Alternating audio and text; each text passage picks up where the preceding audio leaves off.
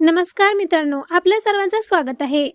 राज्यामध्ये 22 जुलै ते 22 ऑगस्ट 2026 या कालावधीमध्ये कृषी विभागाकडून कृषी महोत्सव आयोजित करण्याचा निर्णय घेण्यात आलेला आहे.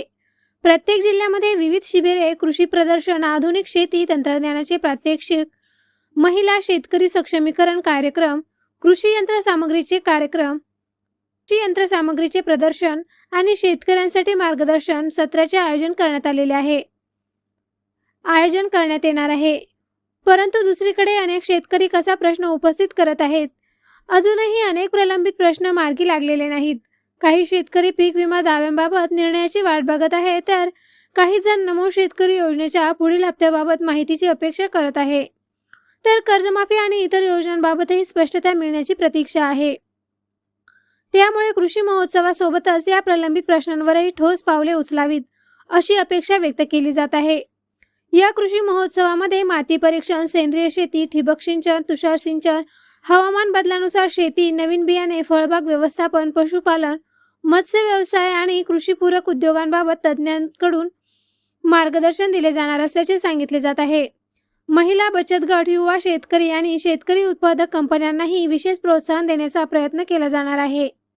याशिवाय शेतकऱ्यांना विविध शासकीय योजनांची माहिती, ऑनलाईन अर्ज प्रक्रिया, फार्मर आयडी, ई पीक पाहणी, कृषी अनुदान योजना आणि डिजिटल शेती संबंधी माहिती एकाच ठिकाणी उपलब्ध करून देण्याचे नियोजन आहे.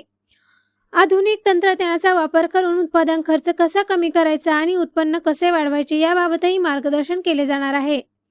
मात्र अनेक शेतकरी संघटनांचे म्हणणे आहे की मार्गदर्शनाबरोबरच प्रत्यक्ष अंमलबजावणी आणि प्रलंबित प्रश्नांचे निराकरण अधिक महत्त्वाचे आहे.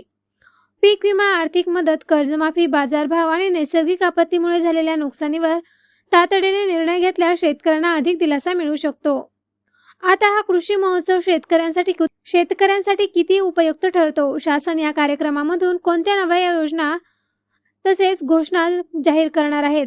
प्रलंबित योजनांबाबत काही महत्त्वाचे निर्णय होतात का? याकडे राज्यातील लाखो शेतकऱ्यांचे लक्ष लागलेले आहे. या विषयावर तुमचे मत काय आहे? कृषी महोत्सवामुळे शेतकऱ्यांना खरोखर फायदा होईल का, की अगोदर प्रलंबित प्रश्न सोडवणे गरजेचे आहे? तुमचे मत कमेंटमध्ये नक्की लिहा.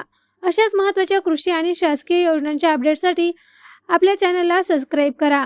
हा व्हिडिओ आवडला असेल तर लाईक करा, शेअर करा आणि चॅनल सबस्क्राईब करायला विसरू नका. चला तर भेटूया नवीन व्हिडिओमध्ये नवीन अपडेट्ससह.